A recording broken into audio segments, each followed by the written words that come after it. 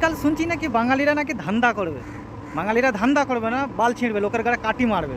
বুঝছো, বাঙালিরা যদি ধান্দা করে তা লোকের পুঁতে কাটিটাকে মারবে।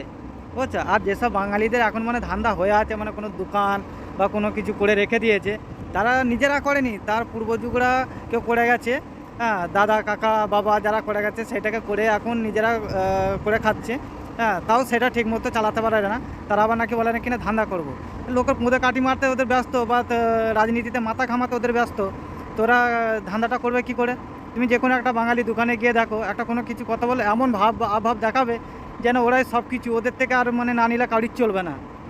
বুঝো, তোমরা যদি ধান্দা করো তাহলে বাকি এদের রাজনীতিতে মাথা ঘামানো, হ্যাঁ, মারামারি করা এসবগুলো কে করবে? ফালতু ধান্দা ফান্দা করতে যেও না তোমরা। বুঝেছো, এসবগুলো তাহলে কেউ করার লোক থাকবে না। এসব ফালতু কথা বাদ দাও, নিজের চরকায় নিজের তেল দাও। এসব বাজে কথা বাদ দিয়ে কোনো লাভ হবে না। বুঝেছো, ডালুবাজি বান্ধব।